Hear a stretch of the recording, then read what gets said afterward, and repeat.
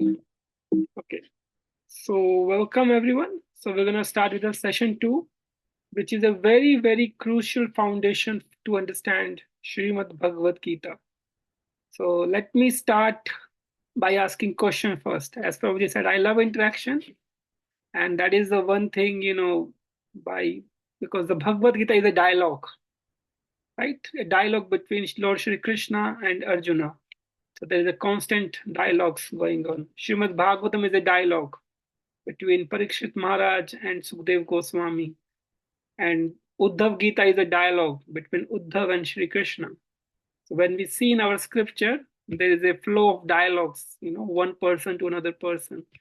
And that's how, there are the knowledge has been transferred. At the same time, the knowledge has been clarified or questioned, and the same way it's answered also. So please feel free to ask a question in between. That's absolutely fine. So Bhagavad Gita, so often people, come up with this word. What is the meaning of Bhagavad and what is the meaning of word Gita?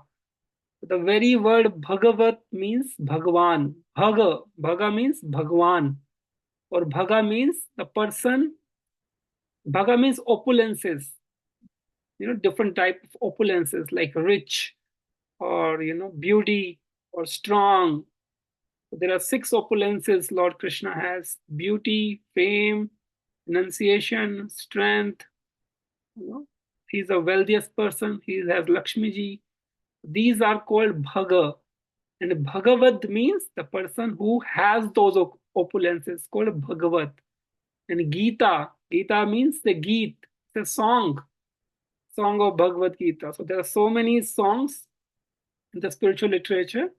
So the 700 verses are composed right in the battlefield where Arjuna was distressed and fully decomposed, and his bow was shivering.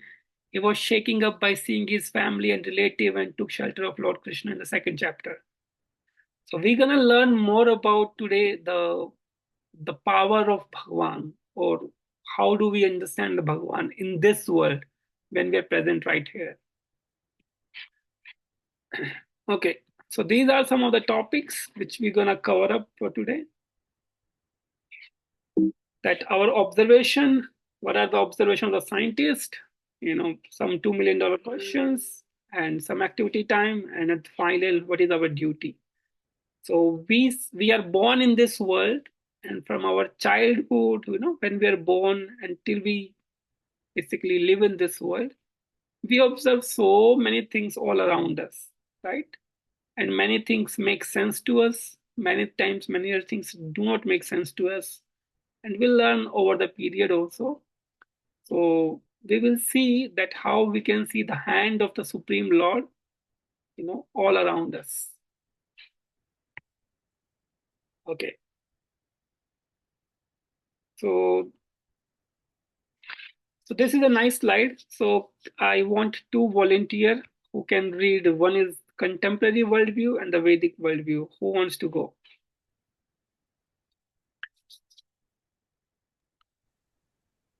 Hare Krishna Prabhu, Dandavat Pranam. I can go. This is Sure. Sangeeta Mataji. Sangeeta Mataji, please go ahead with the contemporary worldview. Hare Krishna. Yes, Prabhuji. And I can go with the Vedic ones. Sure. Maunama. Sure. Thank you. Contemporary world view. First point, everything originated from a big bang. There is no God whatsoever. According to the Big Bang theory, everything began from a point of infinite temperature, infinite density, infinitesimal in size, that is physically indescribable, mathematically unverifiable, excuse me, beyond all conceptions of space and time. Hare Krishna. Thank you, Mataji. Mona Mataji, can you go ahead? Yes, Prabhuji. Vedic worldview. God created everything and everyone. The very word cosmos means an orderly, harmonious, systematic universe. Dr. Albert Einstein said, I believe in God who reveals himself in the orderly harmony of the universe. I believe that intelligence is manifested throughout all nature. The basics of scientific work is the conviction that the world is an ordered and a comprehensible entity and not a thing of chance. Science must learn to live in harmony with all these magnificent gifts of God to humanity. Thank you, Mataji. So we all might have studied in our school days or college days, that there is a theory called Big Bang theory, because often there is so much research going on in understanding the source of this whole world. you know so this is one theory, Big Bang, where there is a hypothesis or there is a speculation where a scientific point of view people make the statement that there is a big bang, there's a big blast, and from that big blast there was a very high temperature, infinite density, and big size, which is physically indescribable, which is, people cannot describe it. It's beyond the mental conception of our, space and time and directions. And from that big blast, this whole universe came up. And often then there are theories floated from the, the black hole, and so much quantum research has been going on and on and on to understand the source of this entire universe. Okay. Now, that is the research field. They will be able to understand a little bit now, a little bit later. They're going to make a lot of assumption, a lot of speculation. Some will be right, some will not be right. So that is going on. That's the nature of the research. But the shastras, the Vedic literature, they speak through the shabda, through the knowledge, and whatever the shabda is, they speak the actual truth. And over there, they clearly define that God has created all this, everything and everyone, and this whole world is working in a very nice order. The sun and moon is coming, everything is growing, there is a air, everything is arranged in a nicely order. So there is a person behind this whole harmony of this universe. And one can do research, but one should not deny the existence of God, or one should have the scientific things in the harmony with the God. So that is a Vedic worldview point of view. I remember a very nice story. So one time, I believe a scientist called Newton. So you all might have heard about Newton, and he was working on a project. Project was he was building whole galaxies, or the a model of the universe. Different planetary. He was working on that, and one of his friends visited at his house, and he was sharing, "Hey Newton, how are you doing? Everything else good?" And pretty well. And then his friend was surprised to see the model, the prototype he has made, and he was saying, "Hey, what a nice model! You're trying to describe this whole universe. It's very nice." So he was highly appreciative of the entire model. And how did you made it? He asked. And Newton said, "It came by own. I didn't do anything. It came by own." And his friend replied, "How can anything come by its own? Somebody must have created this. Then only it can exist. Otherwise, how can it come by its own?" He just said, "No, it just came by its own." The friend said, "Well, I can't believe this. Somebody must have created this. Then only it exists. Otherwise, I cannot believe it." The same way Newton replied, "Well, it's a simple prototype, simple model of the cosmos. You think, somebody has created this, and then only it exists. In a similar way, this whole world, this whole universe, this whole cosmos is also created by somebody else. Then only it exists. Otherwise, it cannot exist." Okay, so that was a nice story. That how these great scientists, Newton, Einstein, many of them are the firm believer of God, and appreciates what the God has created. Okay, so we talked a little bit about Big Bang, or Big Bang. There is a nice verse in Bhagavad Gita. So today we'll be covering some very nice verses from Bhagavad Gita. So if you like, you all can recite me also, and you will learn this way also. So there is a very nice verse in Bhagavad Gita 7.4, which describes the the five elements, five gross elements and three subtle elements. Our body is made up of five elements. Can anybody tell me those five elements?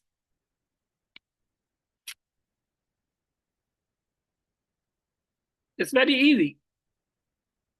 Five elements, simple. Everything in this world is made up of those five elements. Okay, let me go ahead. It's earth, bhumi, it's water, jal, it is fire, it is air, and ether. So five things, Panch Mahabhut, everything is made up of that, including our own body. So these are called gross elements, right? And then there are three subtle elements called mind, intelligence, false ego, which we don't see through our senses, but they do exist in us. So Krishna in Bhagavad Gita 7.4, it says, Bhumirapo nalo vayu kammano buddhirev cha ahankar itiyam me bhinna prakritir astada. Earth, water, fire, air, ether, mind, intelligence, and false ego. Altogether, these eight constitute my separate material energies. So Krishna is making a very bold move here. He's clearly telling that all eight of these are my energy, right? Clearly telling these are my energies. So through his energies, he's working through everything. So he is the boss, basically. Okay. Another verse will go. So please, you can mark these verses. These are very important verses. And whenever we see this earth element around us, right? When we see earth, when we see sky, when we see water, we can remember the presence of the Supreme Lord. So this is how the vision of spiritualist is. He sees everything through the lenses of the Supreme Lord. He connects everything, everything with the Lord. So we'll see another verse, 7.8. Rasohamapsi konteya prabhasami sasi suryayo pranava sarva vedeshu sabdakha purusham rishu. Krishna says, I am the taste of water. We all drink water every day, maybe few liters, 1 liter, 2, 3 liters at least everybody drinks, right? He tells, I am the taste of water. A scientist cannot create a drop of water. A scientist can manipulate these elements to give to different form, but we cannot manufacture even a single drop of water. And Krishna says, O son of Kunti, I am the taste of water. I have given this taste of water. The light of the sun and the moon. I am the one through which the light of the sun is coming. We all see sun every day, right? Sun is coming, moon is there. Moon is giving the juices to all the fruits and vegetables in this world.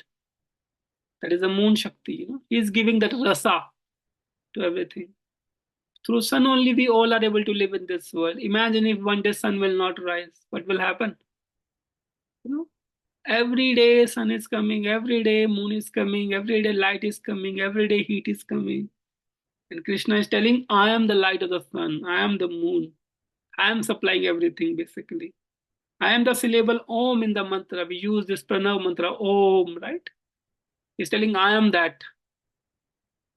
So I am the sound in ether and the ability in the man. So again, very boldly Krishna's describing that I am all of these things. Through me, everything has been manifested and controlled. Okay, now we see, so many beautiful things all around us, like beautiful lotuses, beautiful flower.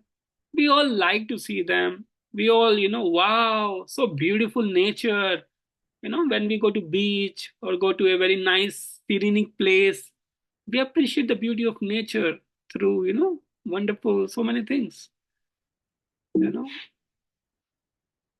again, the whole, how the plants are growing up, the photosynthesis, the sun, how the rain cycle has been working out in the nature.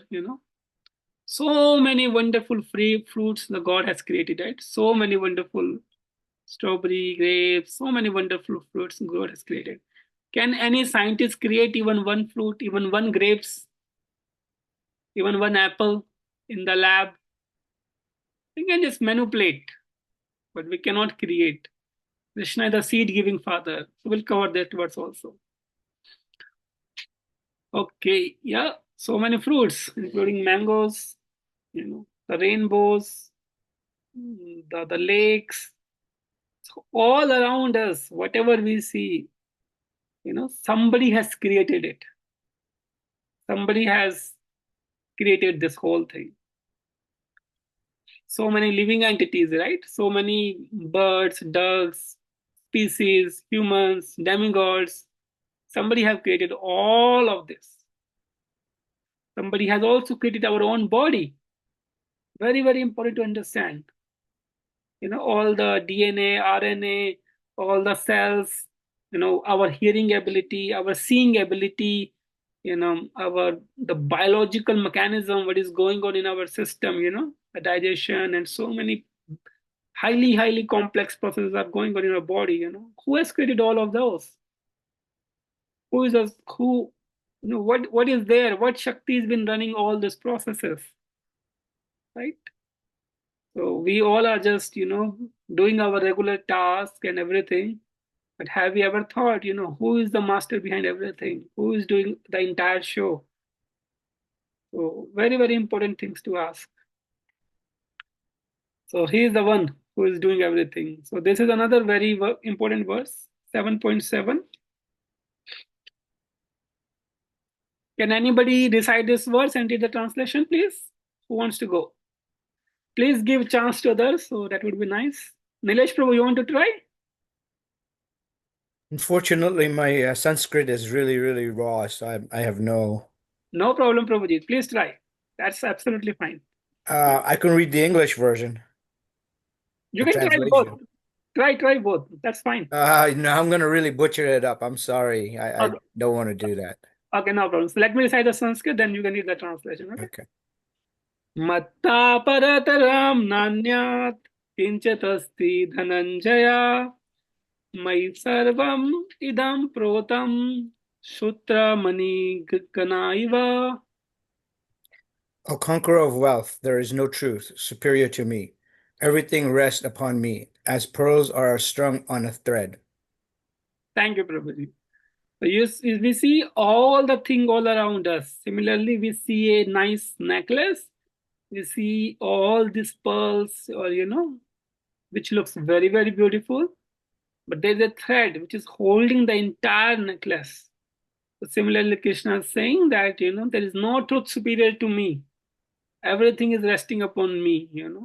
And he gives example of this thread and the pearls like that. So it's very, very important that we understand that what we see all around us, what we see in our body, everything is been created by the Supreme Lord. And we'll show with many more examples today.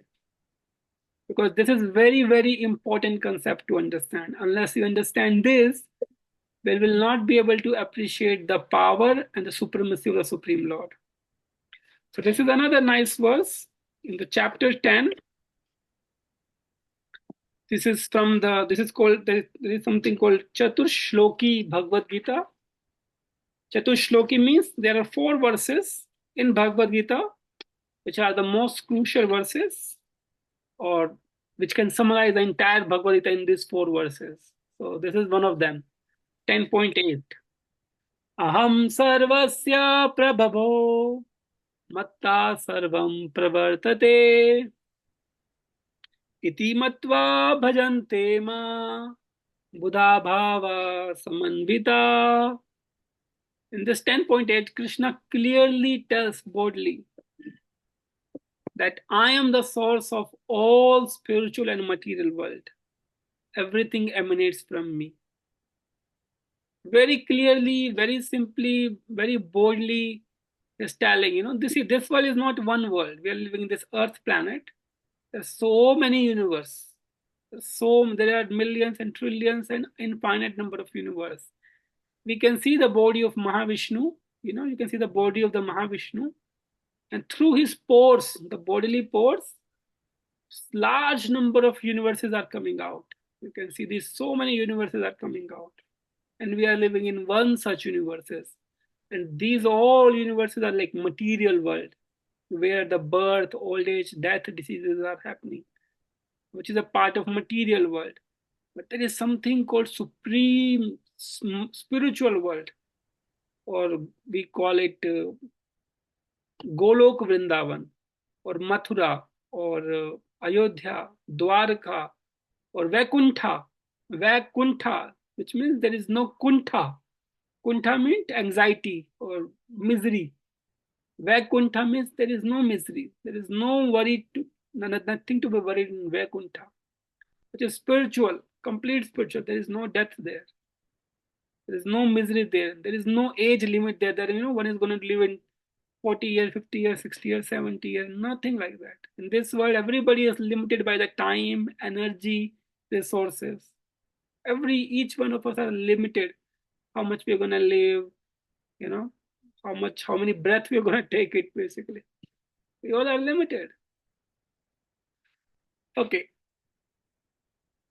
So again, millions of universes. This is another 1513. I'm trying to go through these verses so that we understand that all of these Lord Krishna has clearly mentioned, that all this material manifestation all around what we see, he boldly claims that these are my manifestations, these are my energies. Krishna tells in 1513, I enter into each planet, and by my energy they stay in the orbit. Who can tell like that? Can I tell like that? With my energy and my forces, this planet exists. But Krishna can tell. I become the moon and thereby supply the juices of life to all vegetables. So Krishna is the source which is supplying juice to all vegetables. He clearly makes these statements. Okay, next one, please. This is another Balam Balvatam Chaham. I'm the strength of the strong. He is the strongest. Buddhi Matam Asmi. I'm the intelligence of the intelligence. He is the most intelligent, right? So by observing this systematic, harmonious universe all around us, so we will have many questions also. That does God really exist? So with the examples I try to explain, at the same time I try to give so many evidences through the Bhagavad Gita, that where Krishna clearly claims that these all are my energies, my manifestation, everything comes from me. But still people really have a very big doubt. Does God really exist? Because the problem is what we see, that we believe in this world. If I see something, then only I will believe. And if there is, if there is a God in this world, why cannot I see him? Why cannot I see the God? And then the counter argument is, well, do you think you're qualified to see God? Can you go and see some, a big president or a prime minister? You need to have an appointment, and that appointment is to book, so many days and the weeks and the months before. Do you have the qualities, or do you have the qualification to see such president or prime minister? What to speak of God? This prime minister president is for just for 4 year, 5 years, right? And for one country, what to speak of the God? He has millions. He's the boss of all the universe, all the planets, all the countries. Do we have the qualification to see God? So that is a common perception. People do not believe in the existence of God. They always enjoying the fruits given by the God. All this earth, all the water, all the natural resources, everything is supplied by God, as I mentioned, including our own body. The air which we are breathing every time, where we cannot live with this air. Who has supplied this air? the water, air, the food. Who has given all of that? Sometimes we feel very, very grateful to our parents, right? Our parents, they are like Bhagwan to us. They gave a birth to us, and through them only we are born. Well, that's very nice to be grateful towards our family, towards our parents, but there is a biological process. They did, and there is a biological process designed by the Lord, and through which we all are born. Who supplied food to us when we were in the womb? So it is the God. He has supplied everything. He has designed the entire process. So if we are grateful to our family and our parents for raising us, for giving us birth, imagine about the Supreme Lord. He's maintaining us throughout our life. He is giving air to not to just to me, to our parents and to grandparents and to everybody. He is supplying everything through so many of his material energy to maintain us in this world.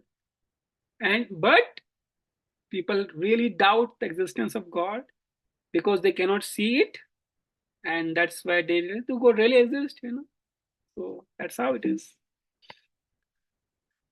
Okay, who creates and this maintained? Okay, so we have seen some of these, and we'll see some more example. If we have, somebody design some artist, so there should be artist behind it. If there is some, like say Microsoft or Google or Nvidia, there is a nice organization. There are people behind that organizer. There is something created, as I mentioned, the example of the model, the solar system model or the cosmos designed by Newton. There is a creator behind it. If somebody has designed some building architecture, there's a designer behind it. If there is some energy, there is energetic. There is some laws designed by it, there is a laws maker behind it. So we understand this simple concept. Similarly, we see these are nice painting designed by some artist. Some of the artists are behind this. But who designed these real roses, real flowers? That we need to ask. We can go, we can smell these roses. Oh, nice flower, nice rose. Or given the Valentine Day, to wish others, and so many different times we use it. But have we ever asked this question? Who designed this, wonderful rose flower? So artistry has artist. Okay, we can see this. This is a nice one. Bees are called social insects because they live and work together as a community. Thousands of female bees, called worker bees, live together in a hive with a queen bee. The queen bee was marked with a red dot, so we can see her better. The worker bees are all females, but they almost never lay eggs. Worker bees do almost all the chores in the hive. They gather pollen or nectar, guard the entrance, clean the hive, build the comb, make honey, tend the queen, and feed the larvae.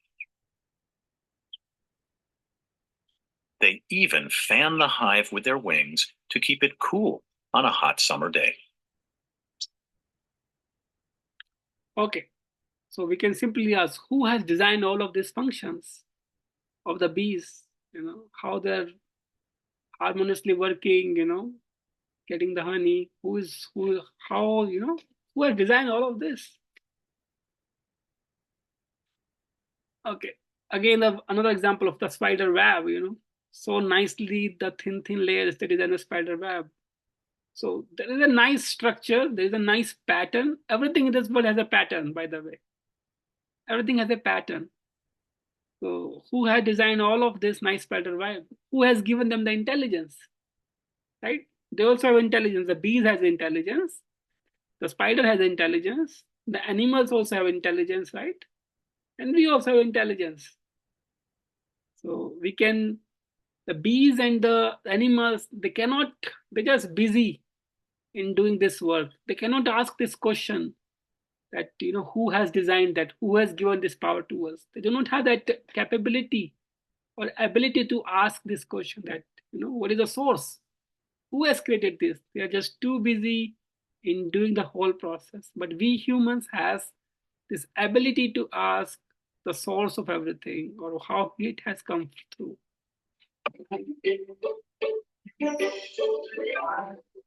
Okay, we'll skip because of the time. So beautiful organization requires organizers. So likewise, we see manifold, wonderful things created by men. So these are some of the examples. We're trying to cover up that entire theme. So we see nice car, nice computer, and we are very, very proud of our technology, and it's been evolving like anything. And with the advancement of now large language model, AI, machine learning, agentic AI, and things are rapidly booming, and we're gonna do a lot more, and so many things have been coming up, and we are very proud of that. Nice watches, nice computers, nice electric, nice automobile, nice buildings, and we are getting proud of all of that, right? Similarly, we are so proud of this, some buildings, some computers and all. Shouldn't this universe has a super intelligent creator too? That is the one thing we should ask them. If somebody is atheist, somebody do not believe in the creation of this God, we should ask this question. You are proud of this building, you're proud of what manipulation you have done, or this computer or this program. Think about this entire universe. There should be a superman or super intelligent person who has designed all of this. This simple argument will leave that person helpless, not be able to answer that. So creation has a creator. By the way, there is a nice story. You might have heard about Prahlad Maharaj and Hiranyakashipu, right? Hiranyakashipu was also like that, atheist, not believing in the presence of Supreme Lord, right? He was asking Prahlad Maharaj, where is your Vishnu? Where is your God? Is your God exist in this pillar? Is your God exist here? Prahlad Maharaj said, yes, my Lord is existing everywhere. Everywhere he is existing. You cannot see it. You do not have faith. You cannot believe it. I have full faith. My Lord is everywhere. He's present even in this pillar also. And Hiranyakashipu went and tried to bam that entire pillar. And what came out? Lord Nrsimhadev came out from that pillar. So Prahlad Maharaj has full faith that the Lord is present everywhere, Just to prove the word of his own devotee, Prahlad Maharaj, Lord came. Lord came. Prahlad Maharaj has full faith. But to show to Hiranyakashipu, Lord appeared immediately. Similarly, people in this world who do not believe in the presence of the Supreme Lord, they are like Hiranyakashipu. They are like demons. They cannot accept the authority of the Supreme Lord. They cannot accept the authority of Bhagavad Gita. They cannot accept the authorities of the Vedas. So it's our duty to try to educate them, try to lovingly share, explain them with the logic and the argument. Please, my dear friend, believe this thing, accept these facts and figures. Okay, so there is a nice seed which we, plant so many fruits, trees all around us. It's a nice magic. You put up a seed, and you water it, everything, and in years of time, a very nice big tree comes from there, right? So the Shakti, the Mother Earth, is supplying so many things like that. How can it automatically happen? So simple, very simple, natural, which we can observe through our eyes. This simple argument, simply reasoning those questions will make us or will force us to believe in the super, or there is a personality who's controlling, managing, who has created, who's managing this entire function, entire universe. This is simple, seen from the outside. Okay. So again, we see the chips designed by Intel. The human brain has so much information and all the libraries.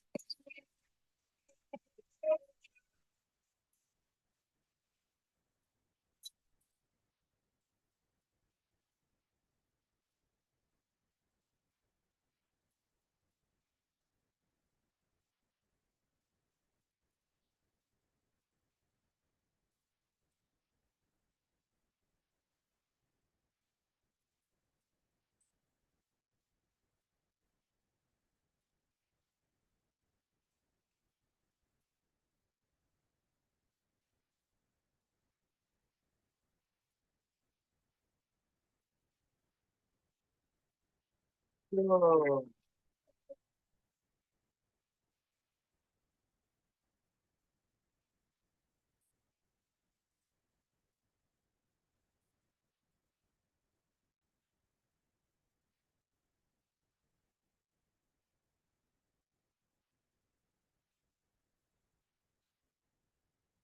here the biological information of our brain is explained.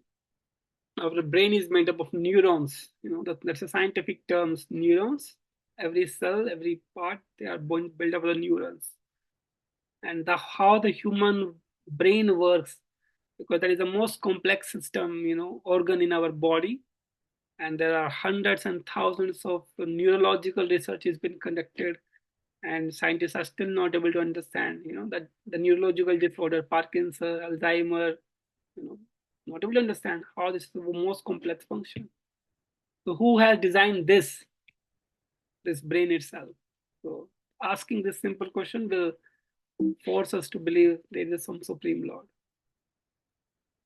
We can also look to the micro world, the blood cells. There's the latest structure, simple cubic, BCC, FCC. We all might have studied in our, school days or undergrads. Graphite to diamond, slight molecular change, how it can turn to this. So all of these are very nicely, meticulously designed in the micro world. Similarly, we see satellites, right? Somebody is managing and controlling that entire, not 24-hour. There are space stations which manages all the satellites here. So there are so many critical parameters: the speed, the spin, heat. So many they are trying to maintain and control in a control room. So many scientists, engineers have been employed to manage this entire function. What to speak of this Earth, which is so heavy, so many metric tons, so many universes, and the sun, moon, air, and so much complex things are going on, right? So who is in control? NASA is not controlling all of those functions, right? So if a traffic policeman controls the signal of traffic, who controls the traffic of this whole universe? So that's a question to be asked. Nothing can happen by his own. Nothing happens by his own. There is a person, there is energy, there is a Shakti. There is a Shakti of the Supreme Lord which is managing and creator. But we fail to ask who is Shaktiman, who is the person who is holding all of those energies. Okay. Similarly, there are so many nice designs which requires a designer. And again, the energy of the sun is huge, so huge energy sun produces. Where this energy come from? Is sun created by his own? From where does the sun gets this energy? Is anybody supplying coal and the petrol and diesel to the sun to give us this energy? And whenever we see sun, right, we should offer pranam to sun. Krishna says, I'm the sun and moon are like my eyes. So he is supplying, the sun is revolving, right? It's the sun god who is managing this, and he has got his power from the Supreme Lord. Similarly, there is moon. So like that, an entire thing is working out.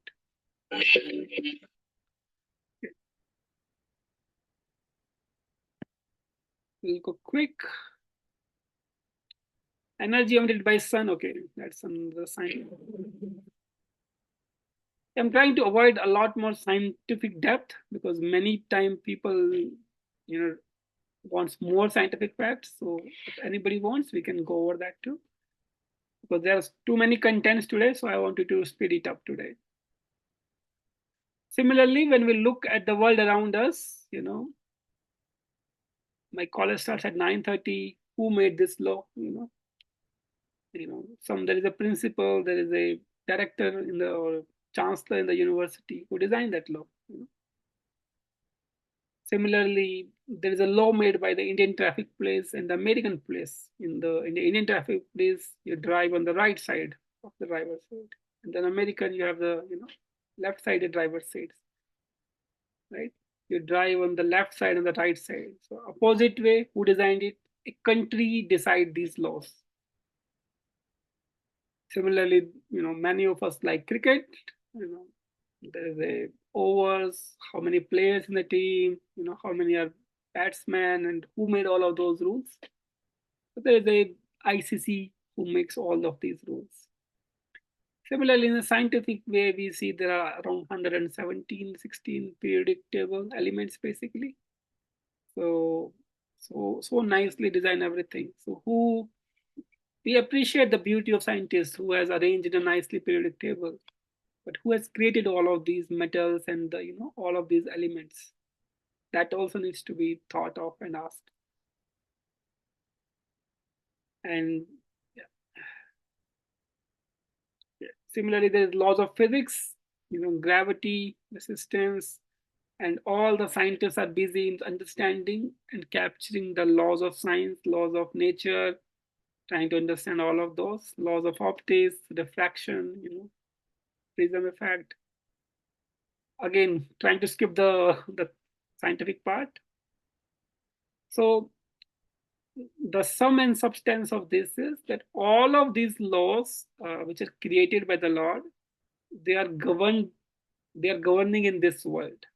A government can create it, or some manager can make those laws, and those laws have some lawmaker in this world. Similarly, we can see in this world somebody is very beautiful, somebody is not so beautiful. Somebody is very handsome in this world, somebody is not so handsome, fat, thick, not so good looking, skin color. Somebody is very rich, very wealthy, somebody is not so wealthy. Somebody is a big doctor making millions of dollars, and somebody is a poor person struggling for his daily bread. Who decide all of these things? Somebody takes birth in the family of, Elon Musk, or, Ambani's, or, and somebody born in a shed or small house. Who decide all of this?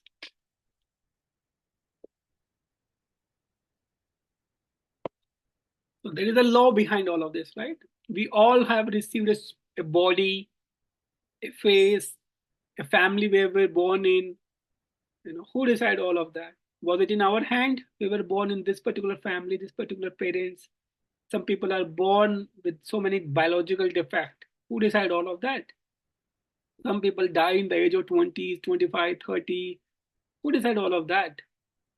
In the COVID time, so many young people died. My friend also died. Who decide all of that? Who is deciding how many years one gonna live? You know, who is deciding then? Our body is constantly deteriorating. We're growing old day by day, right? We cannot control it. Our face is having shrinking. Our memory power is losing.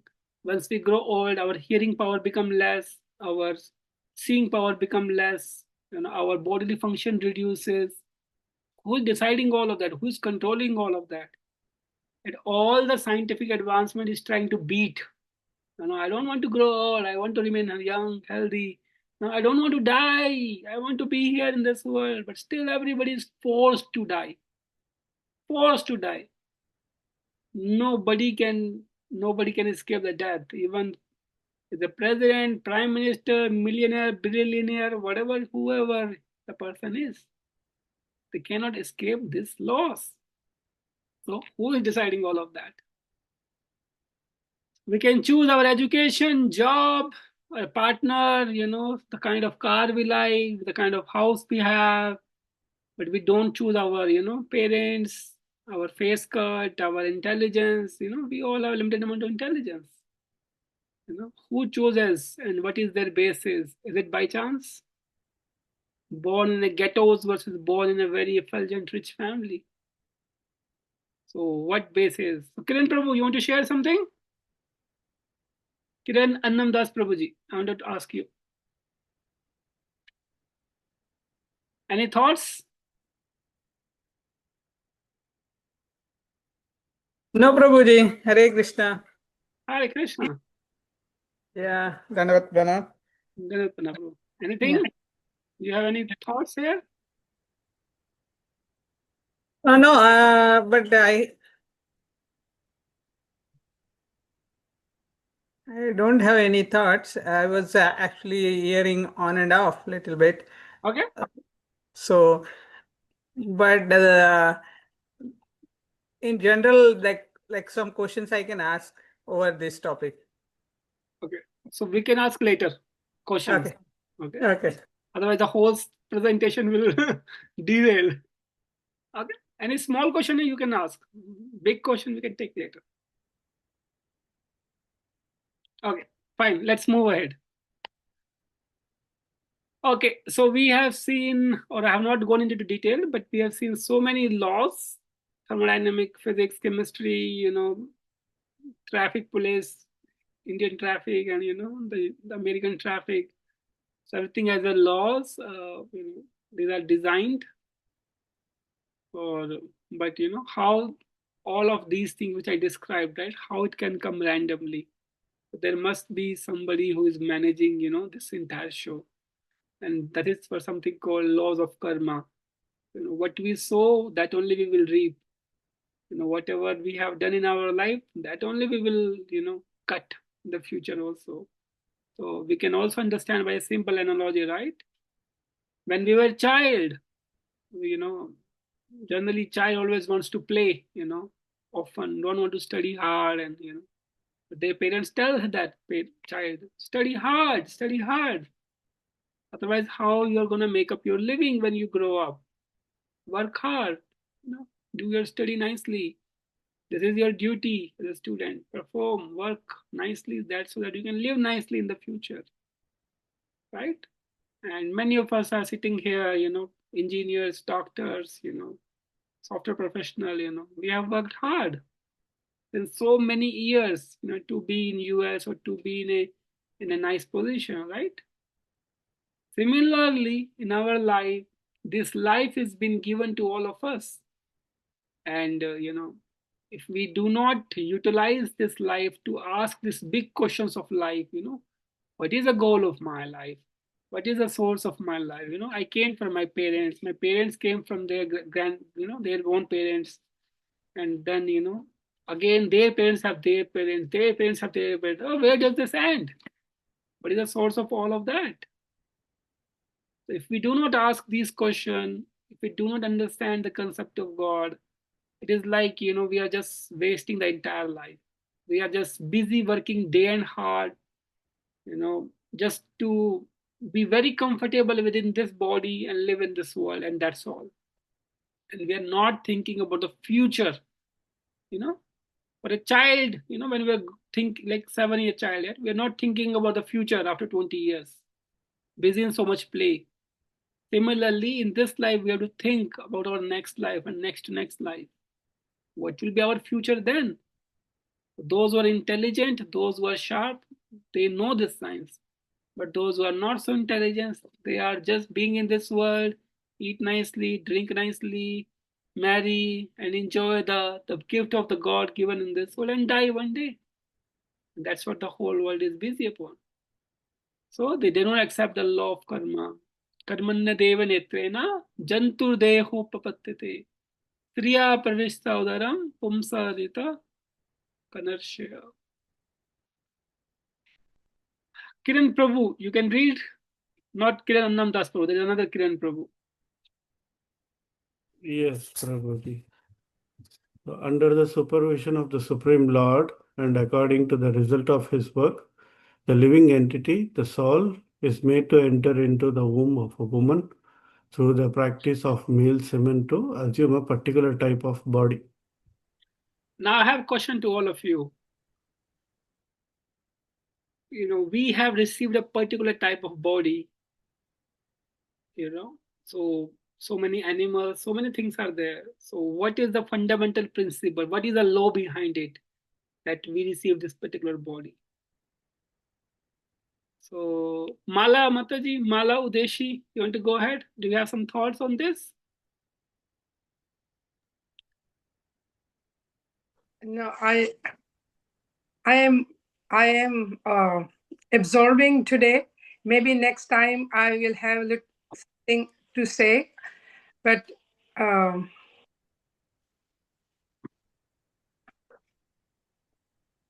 yeah. Okay. Next time, please. Okay, no problem. I hope this is not too much technical, right? You can understand? I understand. Yes, everything. I'm trying to simplify. The slides are designed for many young educated like engineers, doctors. I'm trying to simplify, not going too much technical into it.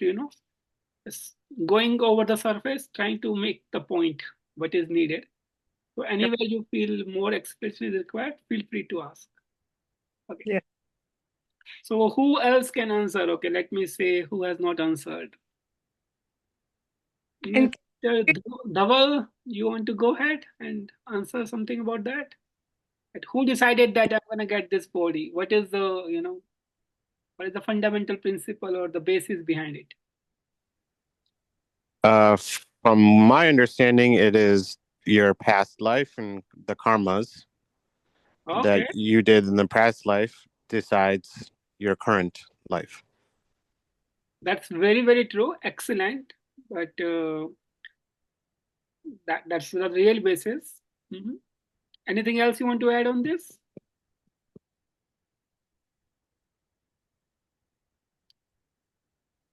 Okay, no problem. So as Dhaval Prabhu said, very truly, what we have done in our previous lives, and I will use a word called ichha. I will use a word called desire. So based on our desire, we receive a suitable body in our next life. Or our desires, or our impressions, or our, the culture, or basically the previous life impressions. That is what, we receive the future body. What kind of ichha or desire we have in this world. So I'll give few examples also. For example, Srimad Bhagavatam has many examples. If somebody is very much attached to a woman, that person receives a body of a woman. If somebody is very much attached to let's say eating meat, somebody wants to eat meat, then Lord will give him a body of a species where that person can eat a lot of meat. Right, like that it is. This is the way the whole function is designed. If somebody has a desire to worship the Supreme Lord, understand, they have a spiritual desire. So Lord will give him a body or a birth in a family where he can learn all of those things. And many things are based on the karmas. If some people, do good karmas, a lot of charity, a lot of, building hospital and, a lot of social service, we call it, right? Then they will be awarded in the next life with a lot of wealth. They have done a lot of punya. So they will be awarded with some, material wealth. But all of those punya will be deteriorating. Like, he'll be reaping the fruits of all of that very soon. Again, he has to build up so many more punyas to get the fruit of all of those. So it's like a give and take. What we sow, that only we will reap. So laws has some lawmaker, and there is a personality called Yamarajji. You might have heard the king of the death. He has the entire record. He has a 24/7 recording of all of us. Each second of our life is recorded by him. Each second. And when everybody dies, there is a scripture called Garud Purana. When people die, they read that scripture. And there's an entire process explained that how that particular jiva has been traveled from here to the Yampuri, where Yamraj lives, and where, based on his karmas, they are being punished or they are being awarded. And if some people are punished, they will show them their video there, the 24/7, the live video CCTV camera recordings, they show him, see, you did this, you'll be punished by going into this particular hell with this punishment. You did this, this is a punishment for this, and you'll be awarded this. You did something good, okay, you'll be born in some heavenly planet, and live there for this many years. That is the entire law of karma is is designed like that. Okay, so we observed so many of those, the things all around us. Many things are very scientific, and overall the conclusion we try to derive is that there is some supreme person, some supreme designer, some supreme lawmaker, some supreme creator who has done everything all around us. And that is the thoughts of spiritualists, to think in that way. Okay. So again, some famous scientists, let me skip all of this. So very nice statement. There's a perfect brain behind all this natural perfect physical laws. So again, very famous scientist, Schrodinger, again a Nobel laureate. So many great scientists, Lord Kelvin, they always appreciate the beauty of the Lord through the science.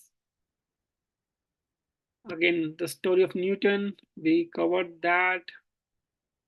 Max Born, and this is a nice Ramanujan, from India.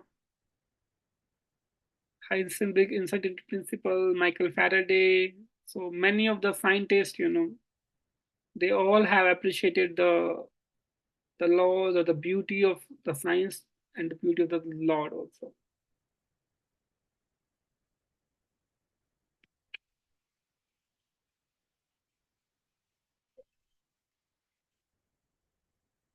So this is the KBC here. What is the origin of the universe? Big Bang, Big Bang, and chance, and the intelligent design. So intelligent design. What is the purpose? Now let me ask, who can answer this question? Okay, who has not answered? So iPhone, I don't know who is the iPhone person. Can you please unmute yourself and try to tell us what is your good name and answer the question?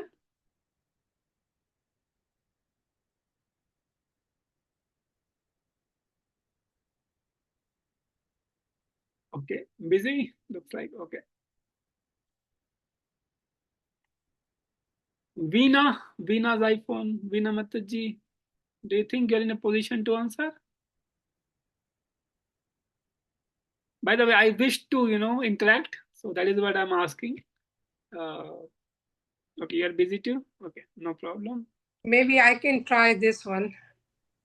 Okay, sure, please. I think from the options given, it's an easy answer. Option D, to understand God and life. Well, people don't believe it, Mataji.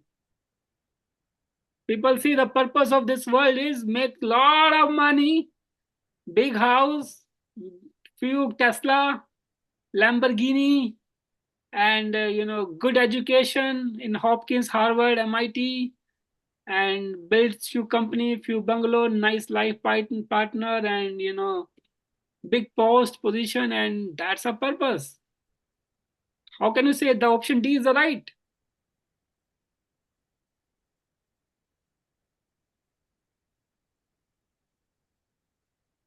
Okay, anyone else? Kiran Prabhu, you want to say, or let me ask Shravani Mataji, you want to answer this one?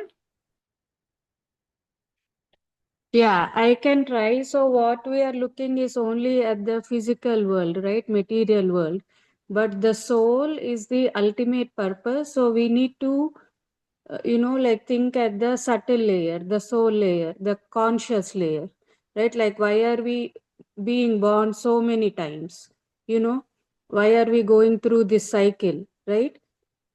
Like especially this class, right? Like all like me, for example, right? Like focus on like a blanket, a carpet, right? But this session made me more grounded, right? Like who is the creator of the sun, the universe, the moon, the whole earth, like all the universes, right? That is where I generally like don't focus, right? Or it will be short term.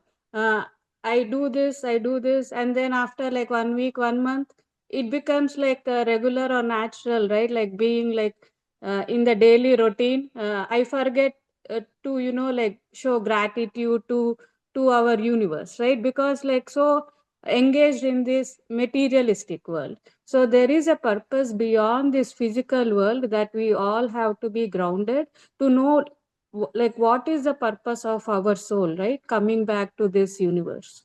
One more chance for learning more in this life.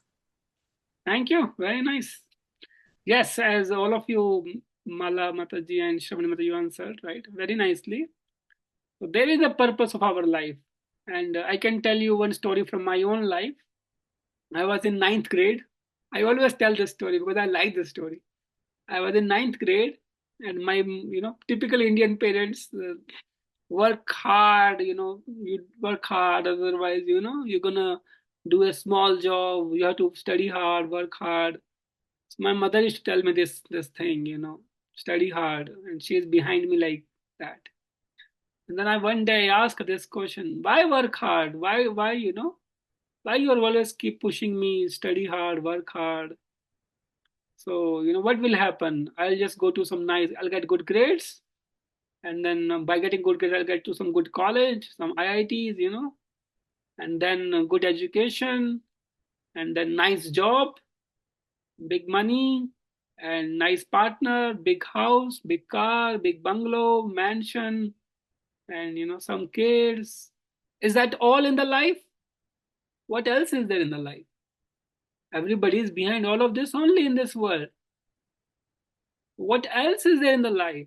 What is the goal of life? And then I die one day, leaving everything behind, all my family, all my relative, all my money, all my bank balance, all my big houses, all my car, which I have worked hard day and night to create all of that since my childhood. I have to leave everything behind one day. Everything will be snatched away from all of us.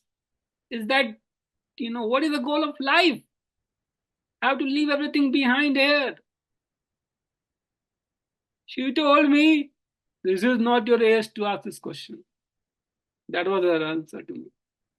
And I was having this question so many years in my life.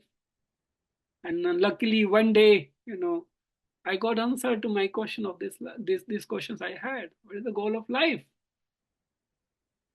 Just accumulating more and more money, more and more material facilities, more and more wealth, more and more luxuries, and leave everything behind one day.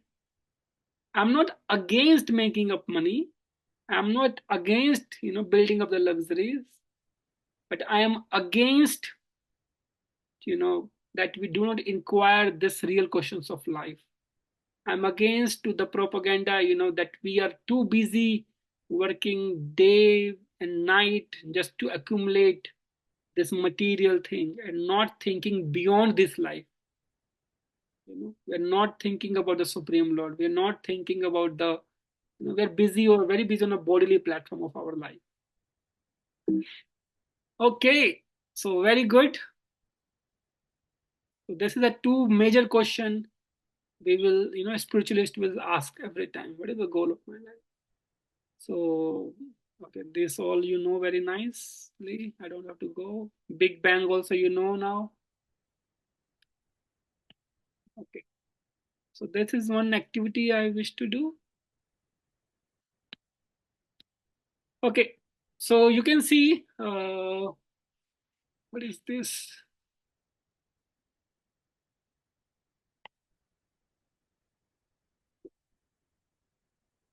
So we can see there is a national government and there is a universal government here.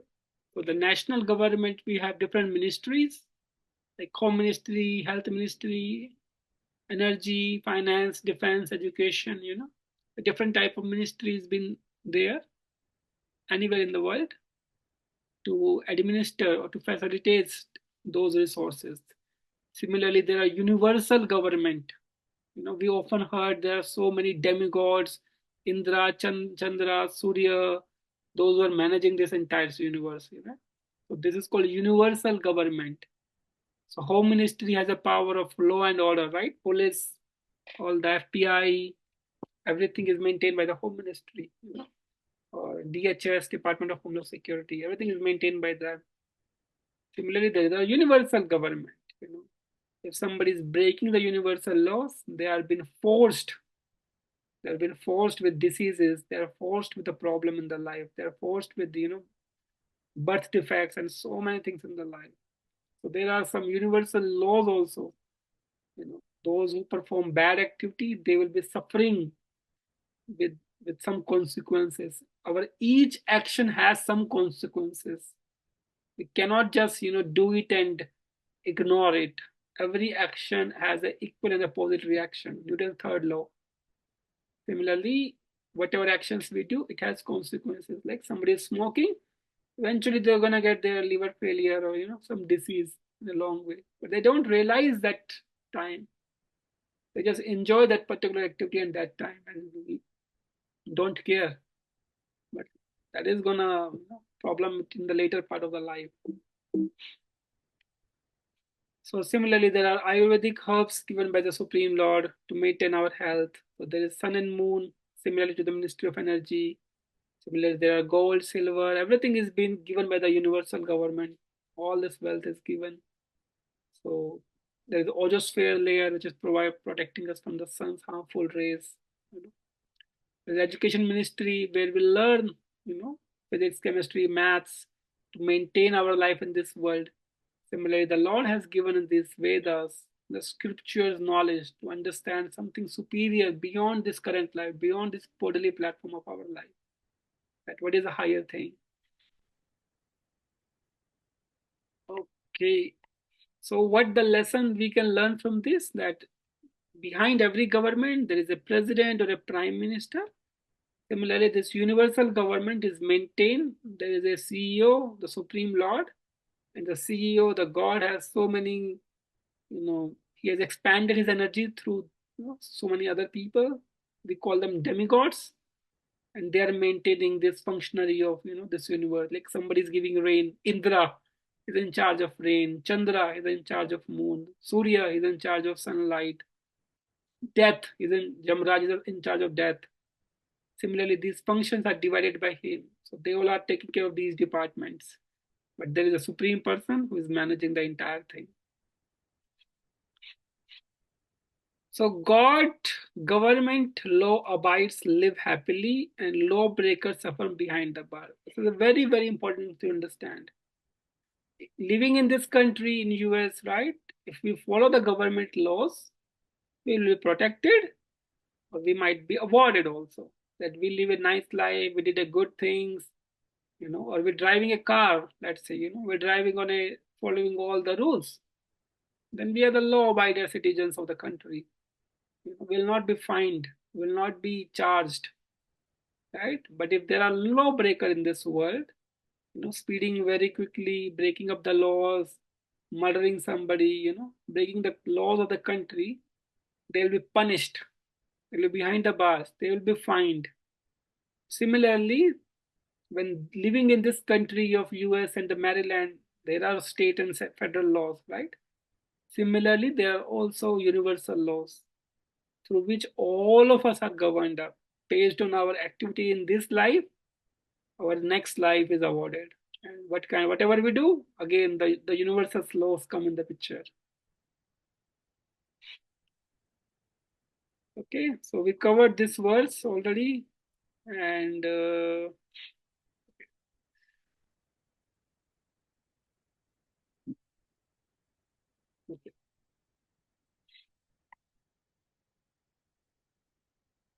Sangeeta Mataji, are you in a position to read? Yes, Another Prabhuji. important verse.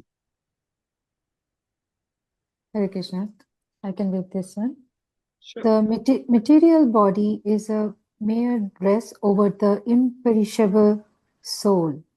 Material body is dead matter, Jada. It is temporary and perishable. Soul is the real, conscious, eternal, and blissful personality. Soul is a tiny part and parcel of God. Hare Krishna. Thank you, Mataji. So the Anand Prabhuji discussed last time this entire concept of body and everything.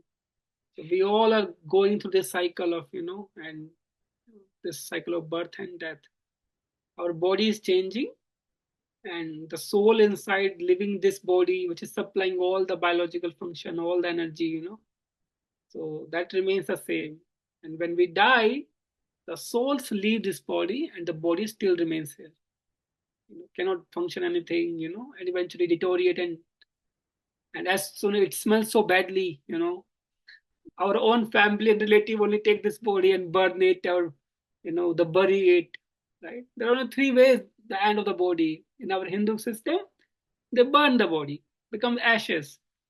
In Christianity or Muslim culture, some of Hindu culture also, they bury the body under the ground. Again, it deteriorates, it turns to ashes, right? There's one more faith, push, missing the name. They hang the body on the trees so that the vultures and the animals can eat it. This is the destination of this body. All of us are busy in decorating these bodies, giving all the luxury to this body, right? But the destination of this body is this, the ash, basically. And when somebody die, we call there is a phrase we call Ram Naam Satya Hai. Then we remember this phrase, Ram Naam Satya Hai, the name of the Lord is true. Everybody sings Ram Naam Satya Hai and go to the crematorium. And then we realize, oh, there is a death, oh, there is a life, there is something. So there is some sense of feeling everybody observes when everybody has to die one day. And for a short time, we experience something beyond our mental, business, our own things. But as soon as we come home, we forget everything and busy in our own world. So this is called Markat Vairagya. When we are in the crematorium, we observe that phenomena. We understand that this life is temporary. Everybody has to die. Oh, he was a very good man or a good lady. And when we come back home, we're busy in our own life. Just eat nicely, sleep nicely, make wealth nicely, and function all our duties nicely, our own material duties, but no time for God, no time to learn this knowledge, no time for thinking more about the purpose of life. Okay, so we'll skip this. There is no time. But there is another theory about the Darwin thing. I don't want to go further. Basically, they say our ancestors were the apes, and that's how we became a modern man. But that is not correct. Again, the ancestors and we all were existing at all the time, and there is no time. I want to end. Okay, so again, I can send this entire things. So this is an important concept to understand. So there are different 5 kosha. So there is 5 kosh. It's called Annamaya kosh, Pranamaya kosh, Jnanamaya kosh, Vijnanamaya kosh, and Anandamaya kosh. So people sometimes are in Annamaya kosh, just busy in the food. That's the topmost subject for them. Somebody is Pranamaya kosh, so they can observe, they can preserve his life through the life years and everything. They can understand something more. That's Pranamaya kosh. People some to little bit more advanced stage, they can understand the Jnanamaya stage. So they can appreciate the functionality of the mind, intelligence, emotions, feelings. They have some more. They're in the Jnanamaya kosh. And then some people understand more the concept of soul, the concept of Supreme Lord. They are in Vijnanamaya kosh. They also, we are mixed of all, but still one particular thing is dominant. And there is the Anandamaya kosh. We realize, we understand that we are Atma. We are not this body. I am not such and such. My name is given by somebody. I'm a male, I'm a female, I'm an engineer, I'm a doctor, I'm a son of this and this. To truly understand that I am the, part and parcel of the Supreme Lord, and He is my real father. I have so many fathers, so many mothers in this world that keep changing father, mother, relatives, family, wife, children, right? But my Supreme Father is Supreme Lord Shri Krishna. Okay, so very important 5 things, and there are so many books one can go through about the Darwin theory, another bogus theory, understanding. There's a nice book called Forbidden Archaeology by Michael Cremo. If somebody wants to go deeper into it, they can see the fossils, and how it evolved, how the theories and how it's been refuted. So the goal of life is, to realize that we are part and parcel of God, that will truly make us happy. All the material comfort of the life, they will make us happy temporarily, and they cannot fully satisfy us. But when we connect ourselves with God, that is the meaning of word yoga. Yoga means to connect. People have understanding of yoga is just perform some physical yoga for bodily health, some breathing exercises to feel nicely, some anulom vilom. That's all good. We feel light, we feel better. But the real yoga to connect with whom? To connect with the Supreme Lord. That's a real yoga or bhakti yoga. So that is very, very important to understand. And eventually, once we learn more and more, we can reach to the stage of Vijnanamaya stage or Anandamaya stage, our kosha. Okay, so when we forget God, we become mad after the glamour of this world, all this material world, there is so much glamour. Our senses are always demanding, enjoyment is in this, enjoyment is in this object, enjoyment is in money, honey, buildings, nice food, drinking liquor. So many external things our mind and senses get attracted to, showing that, by having this you can enjoy, by having this you can enjoy, by having this you can enjoy. But oh, you eat something, you taste something, after some time it becomes a regular. Oh, there's no more taste in that. So that's why, we are looking happiness outside us. But if we look carefully inside us, the happiness is lying there. So Lord Krishna taught all secrets of life, to attain happiness in this world. So as a living entity, a jiva can desires. So we should have a good desires. We should have spiritual desires. So, I want to worship Krishna. I want to understand the Lord. I want to understand this, When we desires nicely, then gradually we elevate our consciousness level. Then only we can, love God and serve God. Okay, we'll skip all of this, not having time. So again, we can skip all of this. Okay. So our prime duty is that we use our intelligence to appreciate the creation of God, to unfold the mystery of God through this creation, and using science to glorify God, to understand and explain the purpose of Lord creation, the purpose of all of our existence also, and to utilize whatever God has given in this world, to utilize for His pleasure, not for our own enjoyment. So that is how we can, dutifully live in this world and please the Supreme Lord. Okay, so I'll wrap up here. Hare Krishna. Anyone has any question, comments? So this is the time we can take it for next 3-4 minutes.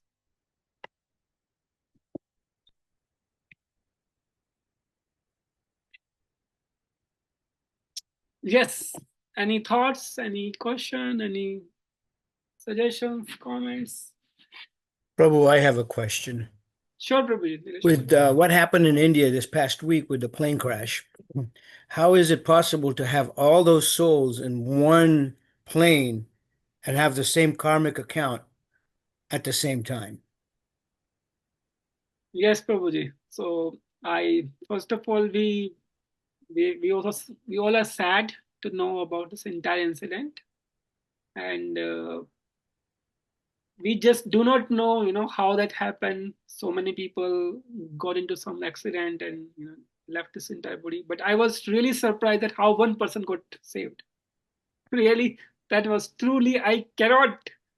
Everybody's surprised in the whole world. How can one person survive? And he walked away with everything. I mean, usually maybe a stretcher or something happened, but he actually walked away. Walk away from that.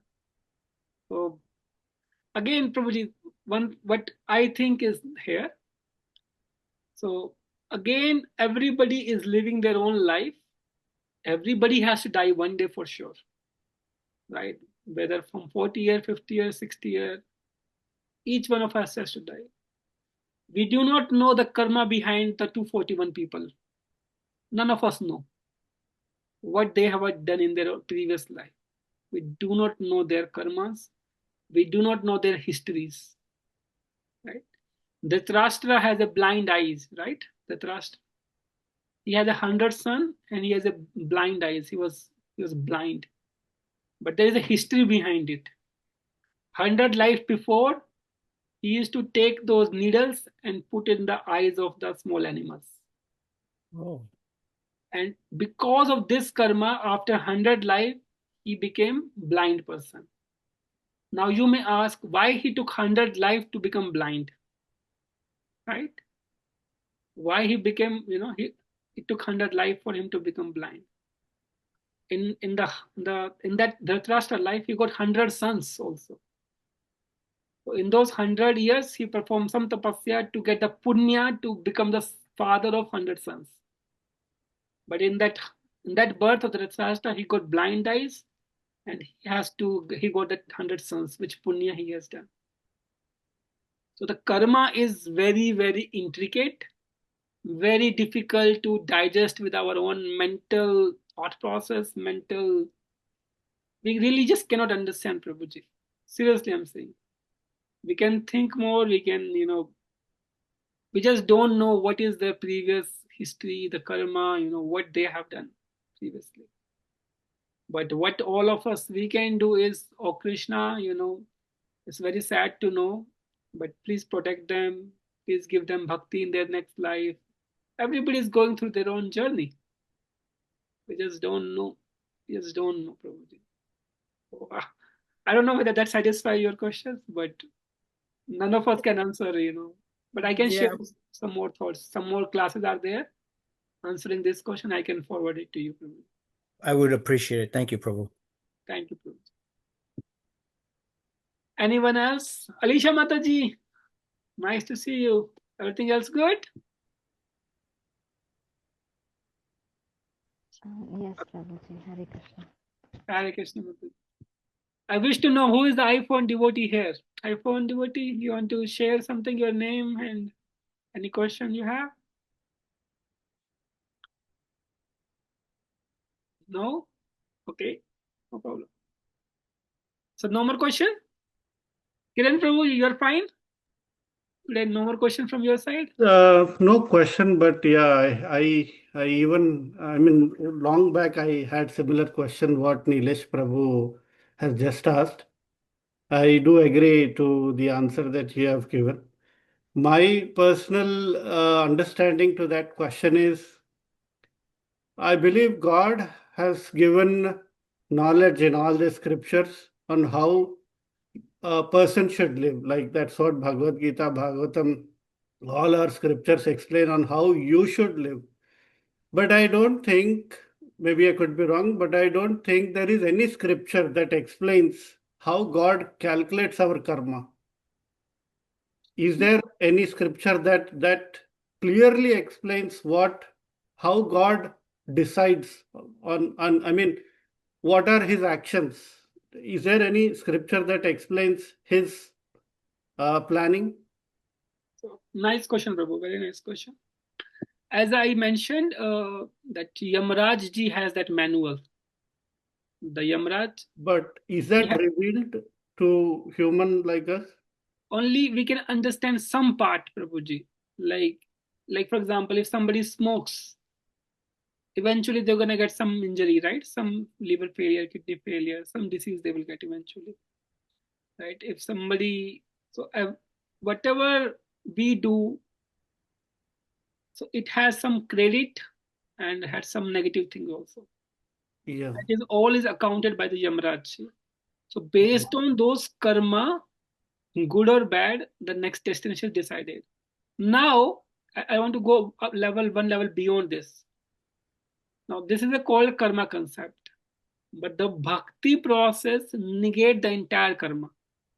Bhakti process rise above the level of karma, because what a devotee does, he engages all his karma in the service of the Lord. And when that happens, all the activity becomes spiritualized. All the activity becomes spiritualized, and then we don't have any karma.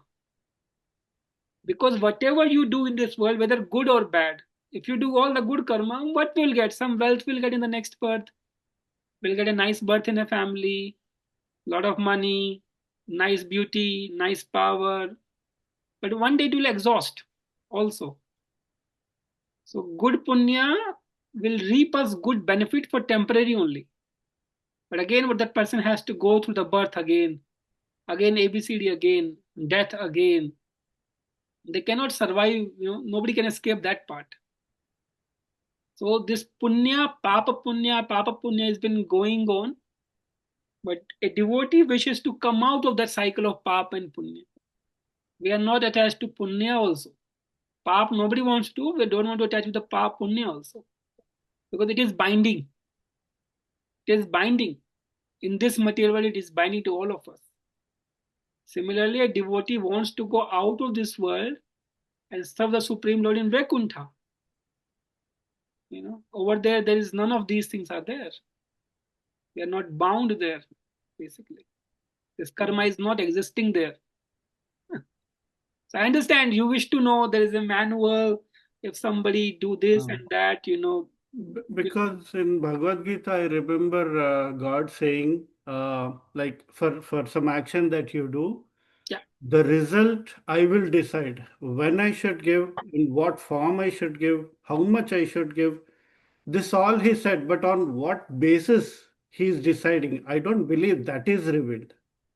yeah, that's what I'm telling. The amount of activity we do and what is our basis doing it. When, where, what time, how much, all this is his We don't decision. know. He did not reveal on what basis he is taking that decision, right? So I believe that I mean, even I had a similar question what Nilesh Prabhu has asked, like how come all these people fall into the same category of receiving that result At the same time. so yes, so that, yeah, even I did not find the answer till now. I mean, that I believe is not at all revealed. So no book, no experience, I believe that can give an answer to this question. This is what my understanding is. I agree. I So agree. yeah, just wanted to check with you if at all there are any scriptures that explain all this. No, nobody can. All I can say is, like, let's say if karma, if luck and all that can be counted, I can reap 1,000 units of karma, or maybe 10,000 units of karma is what I can reap. But out of 10,000 units of karma, if tomorrow I want to make use of 100 units, that is not in my hands. That he has to decide. How much units of karma, when, where, what time, he'll decide. But on what basis he is deciding, that is not revealed.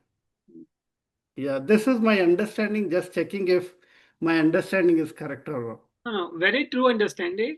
But as I mentioned, again, the karma is very intricate.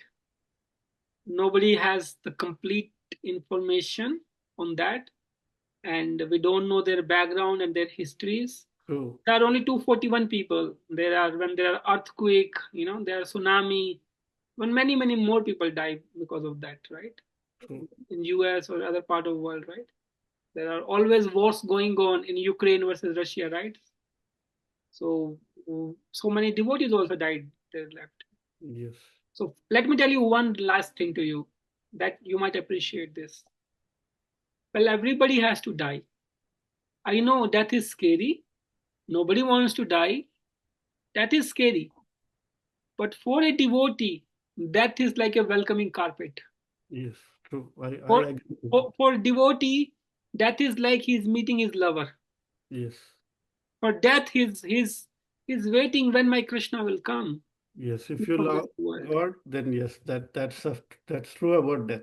Yeah, so people are, nobody wants to die. They want to stuck up in this material world, and be here, making so many relative and so many duties, loading one after another, so many hats we are wearing, So that is why let any death come anytime it wants to come. Krishna, I am there waiting for you. So instead of thinking and contemplating it scientifically and going through so many rational behind it, we cannot get the answer of those. Probably nobody in the world can answer those, right? I can send you some topics you can understand. Again, philosophically, we can little bit understand, but that cannot really satisfy us. So, Krishna, if you want me to die, I will die. If you want me to live, I will live. That is how Prahlad Maharaj says. Hiranyakashipu wants him to die, right? Prahlad Maharaj, right? He was thrown out of the, mountain. He was put under the, elephant legs. His sister was on, his sister Holika has a Vardhan. She cannot be burned. And she herself took Prahlad Maharaj on his lap and sitting on the fire. She burned, Prahlad Maharaj didn't burn. So if Krishna wants us to die, we'll happily die. If Krishna wants us to live, do some service, we'll happily live. So we'll live for his pleasure. So when a devotee reaches to this level, he is not afraid of death. So understand, I understand it's scary, but we all have to go through this part. So let that not be scary. Parikshit Maharaj, Srimad Bhagavatam, right? 7 days he has to die. None of us know how when we're gonna die, right? 1 day, 2 day, 10 year, 20 year. None of us know, but we will die one day. He was knowing he's gonna live for 7 days for sure. But after died, he went to the Supreme Lord, right? So death becomes glorious. Death becomes glorious. There is a saint Tukaram Maharaj in Maharashtra, right? Vaikuntha plane came to take him. Death become glorious. So I have another question here. You say karma, you do some karma, and based on that you get some life, or you are into some situation like this accident that has happened. Let's say those 241 people had some karma, maybe a common karma, and they are all into this category. So that is how they reaped their karma. Then what is all this hell, narka? I mean, the Jahannam, what do you call hell, right? yes. What is that doing then? When I am paying my karma here in this material world in some form, what is all this the narka, that particular thing? What is that for them? Okay. So there are different types of karma. So we can cover up in the future session. So there is something called sanchit karma or instant karma. For example, if I slap somebody, right, I'm gonna get the instant reaction, right? Slap, he will also slap me, right? So if I'm gonna say some bad word to somebody, I'm gonna get the instant karma. So this is called instant karma. There's something called delayed karma.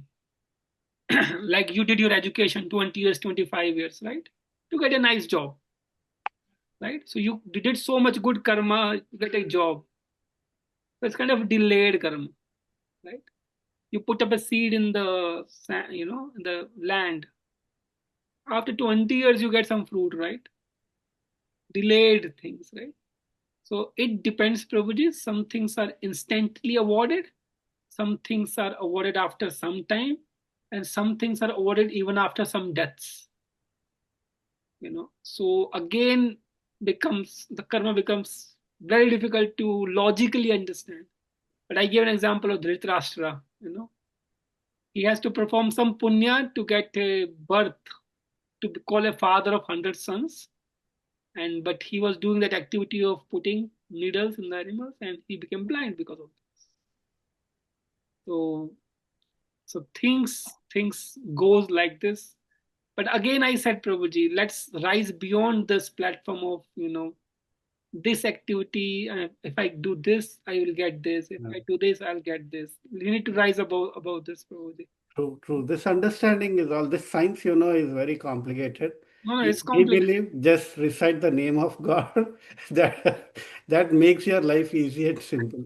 That makes life easy. Arjuna was fighting, right? Arjuna was also killing people, but he was following the instructions of Krishna. Yeah. Because he was following the instructions of Krishna, he's good. He's well, good, no problem. Other people were also not following the instructions of Krishna, and they are devoured, basically. Basically, what we follow is what is given by the Supreme Lord. We perform that yoga, the bhakti, and we don't have to worry about any of this karma, papa, punya. We accept whatever Krishna has in our house. We cannot control. We accept Whatever comes to you, just keep reciting his name. his That is name. Yes, wonderful. That's the essence actually. That Krishna, whatever you have thought for me is best for me. You know more than me. You are my loving father. You are my lover. yeah. I have full faith on you. Whatever you decide is best for me. That is Prahlad Maharaj is thinking like that. Yeah, true. As the signal in traffic says, it's if it's a red light, just stop. If it's green, proceed. You don't think why it's red, why it's green. And you, Even I you do don't that. want to understand the traffic mechanism also behind that. That we see every day, right? So even I believe that what I mean, if God says you to stop, just stop. If God wants you to proceed further, go ahead with that. This I personally take my life like this. Wonderful thoughts, Prabhuji. Hare Krishna Prabhu, I just want to, as I'm reading or understanding, trying to understand all these verses. So whole our existence here in this material world is all because of him. So the time when we have to leave this material world, I know we are human beings, we are living in this material, we feel sad, but we have to feel happy because he has given us here and he is taking us. We are going back to him. So we should be feeling happy that we are going to him. Like we all should be like, because that's the truth. We have come here and we will go back. We should be happy. But that is the very difficult, to take that, coming out of that. So I feel like Prabhuji that we have to keep every time, every moment, every second, we have to just keep praising him because it's all him. It's all because of him. So we won't feel that sad when the day we have to leave. We have to be feeling happy. Okay, you're blessed. You're going back to him. Wonderful, wonderful thoughts for sharing, Madaji. Very nice thoughts, contemplation, and introspection. Very nice. But the one thing you mentioned, we feel sad when we leave. There are the two concepts we can understand. The first is we feel sad because we have developed so many attachments in this world. Yes. Attachments, attachment to so many things, and when we leave that attachment, it's very difficult to leave those attachments. Attachment in the form of money, power, post, position, family, kids, because we become attached to so many things of this world during our life. When we were a child, we become attached to some toys, some video games, some bicycles, some bikes. Then you become attached to some cars, some opposite partners, and then it become attached to children's wealth, house. In our journey of life, so many attachment in the form of relationship, material object, prestige, position, they are very alluring, and because we feel attached, and one day we are told, get lost, get out, get out. We all will told one day, our body, the soul will be taken away, and get out of this body. Everything is snatched away from all of us in one shot. Imagine if somebody comes to you and rob your entire home, rob your all wealth. How much pain we will feel. One time it happened with me, Mataji. Not everything. One day I was selling my a mattress. I have a used mattress. My wife told me, sell this. Kids want to play. I live in a 2-bedroom apartment, so they said, sell away. Kids want to play. And okay, so I said, okay, we'll put in the Facebook. Somebody came. I loaded everything. I gave him a nice thing. Okay, he was supposed to give me some money, but he ran away. He ran away. And it was raining, so I didn't follow up him up also. But I was feeling pain. Oh man, he took my mattress and everything and didn't give me any money. So I was feeling little pale. And then immediately this realization came in my mind. Well, he's taking one small matters one day. One day everything will be taken away from you. What will be your situation then? So that is the attachment, Mata. So that is one thing we can understand. Similarly, this life is given to us. Okay, we have a duty, we'll perform all our duty, but we will cultivate our attachment to the Supreme Lord also. So when we develop our attachment to the Lord, then we'll not be worried about these attachment. So that is how we can understand Mataji. Hope my example will help you. Very true, Prabhuji, yes. Okay, Hare so Krishna. Shravani Mataji, where do you live, Sangeeta Mataji? In Maryland? No, Prabhuji, we live in Chantilly, Prabhuji. Chantilly, Virginia? Oh, okay, Yes. nice, wonderful. Shravani Mataji, you have any questions? No, I think like all the questions and the lessons today, I am good. Yeah, I'll keep myself more grounded. Gratitude. Yeah, that comes, that lives for short period, because home, work, duties, and it's gone. So like I think these lessons, everyday chanting, I have to do it more. Yeah. Wonderful, wonderful. Where do you live, Mataji? You live in Maryland or Maryland, Clarksville. you live in Clarksville? Oh, that's very close to us where we live, Ellicott City. Yeah. Okay, wonderful. That's a very nice thing you said. A word you use, grateful. It's a very big word. So my teacher tells always this statement: if if we are not grateful to the Supreme Lord, then we are a great fool. Yeah. So it's a very, our heart should be grateful to the Lord to give us so many gifts in this world and chant Right. His name. That is the best way to thank Him and love Him. Yeah, easy way. Like red light theory, now it sticks more. Based on red light, green light. Yeah. Just take it for granted, chant his name, and we will be good. Sure, wonderful. Please come to temple, or whenever you have time, we can meet in person. Hare Krishna. Hare. Anything? Veena Mataji, Kishmari Mataji? Any thoughts, comment, question? No? Okay. Let me check the chat if there is any question, or I'll just end it. Okay. So many has to drop, then okay. So thank you, devotees. Hare Krishna. Hare Krishna. Hare Krishna.